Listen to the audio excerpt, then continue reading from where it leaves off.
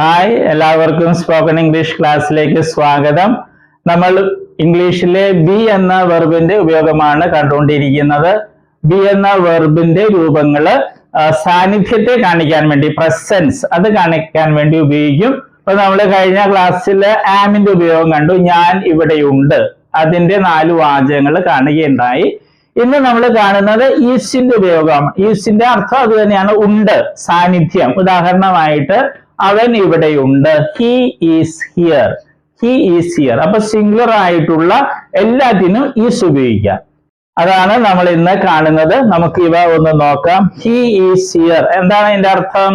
He is here, അവൻ ഇവിടെയുണ്ട്. He is here, അവൻ ഇവിടെയുണ്ട്, അല്ലെങ്കിൽ അയാൾ ഇവിടെയുണ്ട്, അല്ലെങ്കിൽ അദ്ദേഹം ഇവിടെയുണ്ട്. ഈ വാക്കുകളെല്ലാം ഇംഗ്ലീഷിൽ ഹി ആണെന്ന് നമുക്കറിയാം. ഹി ഈസ് ദേർ, അവൻ അവിടെയുണ്ട്. ഹി ഈസ് ദേർ, അവൻ അവിടെയുണ്ട്, സാന്നിധ്യം. നമ്മൾ മലയാളത്തില് അവൻ അവിടെയാണ് അങ്ങനെയും പറയാറുണ്ട്. അത് അവന്റെ സാന്നിധ്യം, അത് സൂചിപ്പിക്കുക. He is in the classroom, he is in the classroom, അവൻ ക്ലാസ് റൂമിലുണ്ട്, അല്ലെങ്കിൽ ക്ലാസ് റൂമിലാണ്. He is in the house, അവൻ വീട്ടിലുണ്ട്. He is in the house, അവൻ വീട്ടിലുണ്ട്. ഷീ വെച്ച് ഷീ ഈസ് ഹിയർ, അവൾ ഇവിടെയുണ്ട്. ഷീ ഈസ് ദേർ, അവൾ അവിടെയുണ്ട്. She is in the classroom, അവൾ ക്ലാസ് റൂമിലുണ്ട്. She is in the house, അവൾ വീട്ടിലുണ്ട്. ഇത് രണ്ട് സിംഗുലർ ആണ് നമുക്കറിയാം. അതുപോലെ രാജു ഒരാളാണ്. രാജു ഈസ് ഹിയർ, രാജു ഇവിടെയുണ്ട്. രാജു ഈസ് ദേർ, രാജു അവിടെയുണ്ട്. Raju is in the classroom, Raju class റൂമിലുണ്ട്. Raju is in the house, Raju വീട്ടിലുണ്ട്. സീത അത് ഒരാളാണ്, സിംഗുലർ, അതുകൊണ്ട് ഈസ് ഉപയോഗിക്കും. സീത ഈസ് ഹിയർ, സീത ഇവിടെയുണ്ട്, അല്ലെങ്കിൽ സീത ഇവിടെയാണ് അങ്ങനെയും പറയാം. സീത ഈസ് ദേർ, സീത അവിടെയുണ്ട്. Sita is in the classroom, Sita class റൂമിലുണ്ട്. Sita is in the house, Sita വീട്ടിലുണ്ട്. ഈ മൈ ടീച്ചർ ഒരാള്, മൈ ടീച്ചർ അല്ലേ, ഒരാള്. മൈ ടീച്ചർ ഈസ് ഹിയർ, എന്റെ ടീച്ചർ ഇവിടെയുണ്ട്. മൈ ടീച്ചർ ഈസ് ദേർ, എന്റെ ടീച്ചർ അവിടെയുണ്ട്. My teacher is in the classroom, എന്റെ ടീച്ചർ ക്ലാസ് റൂമിലുണ്ട്. My teacher is in the house, എന്റെ ടീച്ചർ വീട്ടിലുണ്ട്. ഇനി യുവർ ബ്രദർ ഒരാളേ ഉള്ളൂ. യുവർ ബ്രദർ, നിന്റെ ബ്രദർ, സഹോദരൻ. യുവർ ബ്രദർ ഈസ് ഹിയർ, നിന്റെ സഹോദരൻ ഇവിടെയുണ്ട്, ഓർ ഇവിടെയാണ് അങ്ങനെയും പറയാം. യുവർ ബ്രദർ ഈസ് ദേർ, നിന്റെ സഹോദരൻ അവിടെയുണ്ട്. Your brother is in the classroom, നിന്റെ ബ്രദർ ക്ലാസ് റൂമിലുണ്ട്. Your brother is in the house, നിന്റെ ബ്രദർ വീട്ടിലുണ്ട്. ഇതെല്ലാം ഓർക്കുക, സിംഗുലർ ആണ്, അതിനാണ് ഈസ് ഉപയോഗിക്കുന്നത്. നമുക്ക് വിവരിച്ചും പറയാൻ പറ്റും. He is with me, he is with me, he is with me, അവൻ എന്റെ കൂടെയുണ്ട്, അല്ലെങ്കിൽ എന്റെ കൂടെയാണ്. സാന്നിധ്യം, പ്രസൻസ് കാണിക്കുക. ഹി ഈസ് വിത്ത് അസ്, അവൻ ഞങ്ങളുടെ കൂടെയുണ്ട്. ഹി ഈസ് വിത്ത് യു, അവൻ നിന്റെ കൂടെയുണ്ട്. ഹി ഈസ് വിത്ത് ഹിം, അവൻ അയാളുടെ കൂടെയുണ്ട്, നമുക്ക് അങ്ങനെ പറയാം. ഹി ഈസ് വിത്ത് ഹെർ, അവൻ അവളുടെ കൂടെയുണ്ട്. ഹി ഈസ് വിത്ത് ദം, അവൻ അവരുടെ കൂടെയുണ്ട്. അല്ലെ he is with the children, he is with the children, അവൻ കുട്ടികളുടെ കൂടെയുണ്ട്. He is with the children, അവൻ കുട്ടികളുടെ കൂടെയുണ്ട്, അല്ലെങ്കിൽ അവൻ കുട്ടികളുടെ കൂടെയാണ്. അതുപോലെ ഇത് പറയാം. ഷീ ഈസ് വിത്ത് മീ, അവൾ എന്റെ കൂടെയുണ്ട്. ഷീ ഈസ് വിത്ത് us, അവൾ ഞങ്ങളുടെ കൂടെയാണ്. ഷീ ഈസ് വിത്ത് യു, അവൾ നിന്റെ കൂടെയുണ്ട്, നിന്റെ കൂടെയാണ്. ഷീ ഈസ് വിത്ത് ഹിം, അവൾ അവന്റെ കൂടെയുണ്ട്, അല്ലെങ്കിൽ അവൾ അവന്റെ കൂടെയാണ്. ഷീ ഈസ് വിത്ത് ദം, അവൾ അവരുടെ കൂടെയുണ്ട്, അല്ലെങ്കിൽ അവരുടെ കൂടെയാണ്. She is with the children, അവൾ കുട്ടികളുടെ കൂടെയാണ്, അല്ലെ അവൾ കുട്ടികളുടെ കൂടെയുണ്ട്. ഇങ്ങനെ പറയാം. അപ്പൊ സാന്നിധ്യത്തെ കാണിക്കാൻ വേണ്ടിയാണ്. ഇതെല്ലാം വെച്ച് നമുക്ക് പ്രാക്ടീസ് ചെയ്യാം. അപ്പോൾ സാന്നിധ്യത്തെ കാണിക്കാൻ വേണ്ടി ഇവിടെ നമ്മൾ കാണിക്കുകയാണ്. ഹി ഈസ് ഹിയർ, അവൻ ഇവിടെയുണ്ട്. അപ്പൊ സിംഗുലർ ആയിട്ടുള്ള ഏത് വാക്കിന്റെ കൂടെ ഈസ് ഉപയോഗിക്കാം. അപ്പൊ എല്ലാ ക്ലാസ്സിലും പറയുന്നത് പോലെ നിങ്ങൾ പ്രാക്ടീസ് ചെയ്യണം. അതിനുവേണ്ടിയാണ് കുറെ വാക്കുകൾ കൊടുത്തിരിക്കുന്നത്. അപ്പൊ അത് പ്രാക്ടീസ് ചെയ്യുക. ഒരാളെ കൂടി കണ്ടെത്തി, ഒരാൾ മലയാളം പറയുന്നു, മറ്റേയാൾ അതിന്റെ ഇംഗ്ലീഷ് പറയുന്നു. അങ്ങനെ 10 പ്രാവശ്യമെങ്കിലും ഓരോ വാചകവും ആവർത്തിക്കുക. അപ്പൊ നമുക്ക് പെട്ടെന്ന് ഇംഗ്ലീഷ് പഠിക്കാൻ പറ്റും. ഇങ്ങനെ മറ്റൊന്നുള്ള വെർബിന്റെ ലിസ്റ്റ് ആണ്. അവ കുറച്ച് വെർബ്സ് എല്ലാസും പഠിക്കണം, ഈ ഫോംസ് പഠിക്കണം. അവ വെച്ചുള്ള കളിയാണ് English. Okay, all the best. നമ്മൾ വെർബുകളാണ് കാണുന്നത്. വെർബ്സ് എന്ന് പറയുന്നത് ക്രിയകള് അല്ലെ, വരിക, പോവുക എന്നൊക്കെ പറയുന്നതാണ് വെർബ് അല്ലെ ക്രിയകള്. അപ്പൊ വെർബിന് അല്ലെ ക്രിയക്ക് ധാരാളം രൂപങ്ങളുണ്ട്. ഉദാഹരണമായിട്ട് മലയാളത്തിൽ എഴുതുക എന്ന ക്രിയ അല്ലെങ്കിൽ വെർബ് എടുക്കുക, അങ്ങനെ ഒത്തിരി രൂപങ്ങൾ. എഴുതുക, എഴുതും, എഴുതുകയാണ്, എഴുതിയിട്ടുണ്ടായിരുന്നു, എഴുതുവാൻ, എഴുതുമായിരുന്നു, എഴുതണമായിരുന്നു. അങ്ങനെയൊക്കെ ധാരാളം രൂപങ്ങൾ മലയാളത്തിലുണ്ട്. അതുപോലെ ഇംഗ്ലീഷിലുണ്ട് ധാരാളം ഫോംസ്, രൂപങ്ങളുണ്ട്. അതിൽ 4 എണ്ണമാണ് ഇംഗ്ലീഷിലെ ഏറ്റവും പ്രധാനപ്പെട്ട രൂപങ്ങൾ. അതേതൊക്കെയാണ്? ഫോം എന്ന് വെച്ചാൽ രൂപം. Base form, present form, past form, past participle form. ഈ 4 രൂപങ്ങളാണ് ഏറ്റവും പ്രധാനപ്പെട്ടത്. കാരണം ഇംഗ്ലീഷില് എല്ലാ ടെൻസ് എന്ന് പറയുന്നത് അത് മറ്റൊക്കെ ഉണ്ടാക്കുന്നത് ഈ 4 എണ്ണത്തില് ഏതെങ്കിലുമൊക്കെ ഉപയോഗിച്ചാണ് ടെൻസും മറ്റും ഉണ്ടാക്കുന്നത്. അപ്പൊ ഈ 4 എണ്ണം അറിഞ്ഞിരിക്കണം, എങ്കിലേ ഇംഗ്ലീഷ് സംസാരിക്കാനും എഴുതാനൊക്കെ സാധിക്കുകയുള്ളൂ. അപ്പൊ നമ്മൾ ഉദാഹരണമായിട്ട് ബേസ് ഫോം അല്ലേ, ഉദാഹരണമായിട്ട് റൈറ്റ് എന്ന വെർബ് എടുക്കുന്നു. അതിന്റെ അർത്ഥം എന്താണ്? എഴുതുക. പ്രസന്റ് ഫോമില് റൈറ്റ് ഉണ്ട്, റൈറ്റ്സും ഉണ്ട്. ഇത് പ്ലൂറലാണ്, ഇത് സിംഗുലർ ആണ്. ഇതിന്റെ അർത്ഥം എന്താണ്? എഴുതാറുണ്ട് അല്ലെങ്കിൽ എഴുതുന്നു. ഇത് രണ്ടുപേരെ അർത്ഥം മലയാളത്തില്. പല കുട്ടികളും പ്രസന്റ് ഫോമിൽ ചോദിക്കുമ്പോൾ അവര് എഴുതുക എന്ന് പറയും. അത് തെറ്റാണ്. ഈ പ്രസന്റ് ഫോമില് റൈറ്റിന്റെ അർത്ഥം എഴുതാറുണ്ട് എന്നുള്ളതാണ്. എഴുതുക എന്നുള്ളത് ബേസ് ഫോമാ. ഇത് ഒത്തിരി പേര് തെറ്റായിട്ട് സ്കൂളിൽ പഠിച്ചിട്ടുണ്ട്. പാസ്റ്റ് ഫോമില് അതിന്റെ അർത്ഥം എന്താണ്? വാക്ക് എന്താണ്? റോട്ട്. അതിന്റെ അർത്ഥം എഴുതി എന്നുള്ളതാണ്.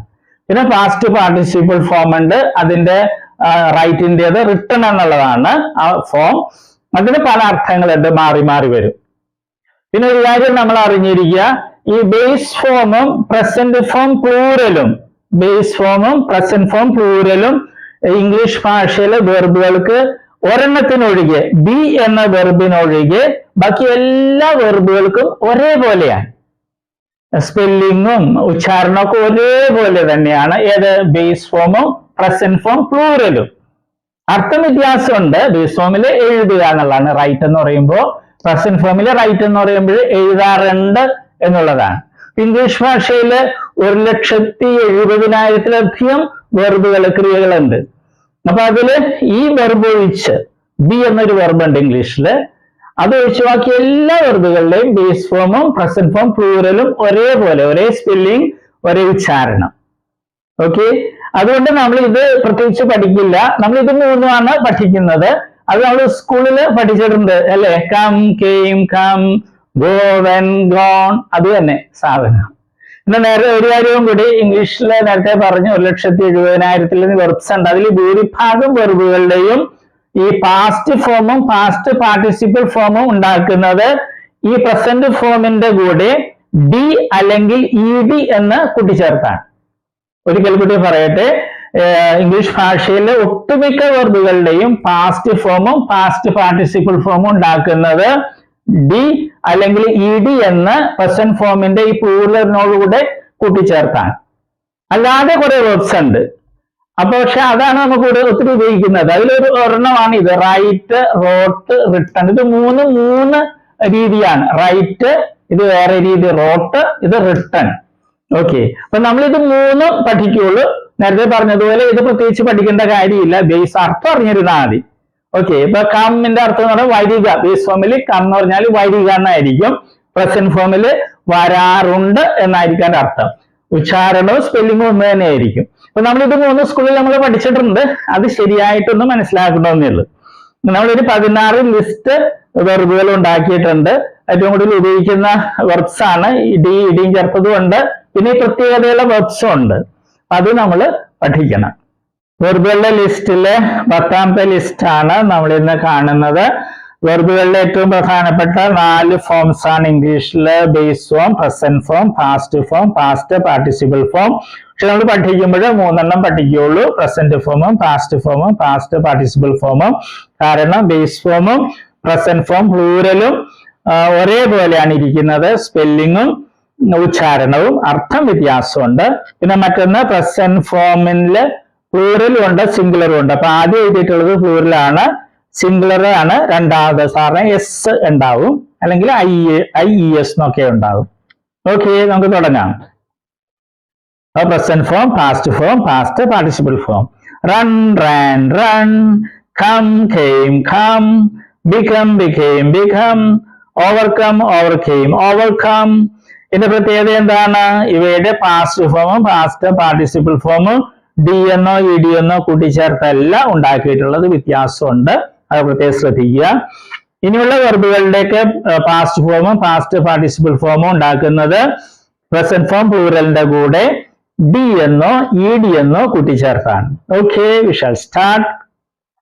Amuse, amused, amused. Appreciate, appreciated, appreciated. Battle, battled, battled. Choke, choked, choked. Concentrate, concentrated, concentrated. Disappear, disappeared, disappeared. Educate, educated, educated. Empty, emptied, emptied. Exist, existed, existed. Learn, learned, learned. Form, formed, formed.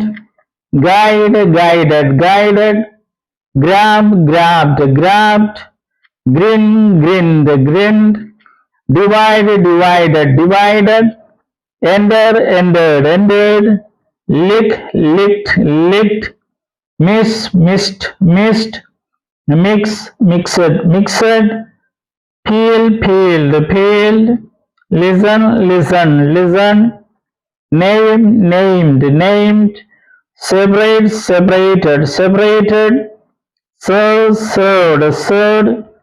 Water, watered, watered. ഈ വെർബുകളെല്ലാം ഇംഗ്ലീഷിൽ ഏറ്റവും കൂടുതൽ ഉപയോഗിക്കുന്ന വെർബുകളുടെ ലിസ്റ്റിൽപ്പെട്ടതാണ്. ഇവ പ്രത്യേകിച്ച് പഠിക്കണം, ഉച്ചാരണം പഠിക്കണം, സ്പെല്ലിംഗ് ഒക്കെ പഠിക്കുന്നത് എഴുതാൻ സഹായിക്കും, അർത്ഥവും ശരിക്കും പഠിക്കണം. പിന്നെ ചില വെർബുകൾക്ക് പ്രത്യേകതകളൊക്കെ ശ്രദ്ധിക്കണം. സിംഗുലർ ആകുമ്പോൾ ചിലപ്പോ IES എന്നൊക്കെ കൂടി ചേർത്തിട്ടുണ്ടാവും, അത് പ്രത്യേകം ശ്രദ്ധിക്കുക. അല്ലെ പാസ്റ്റും പാസ്റ്റ് പാർട്ടിസിപ്പിളിലൊക്കെ ചിലപ്പോ അക്ഷരങ്ങൾ ഇരട്ടിച്ചിട്ടുണ്ടാവും, അതും പ്രത്യേകം ശ്രദ്ധിക്കുക. എഴുതുമ്പോൾ കറക്റ്റ് ആയിട്ട് എഴുതാൻ സഹായിക്കും. Okay, all the best.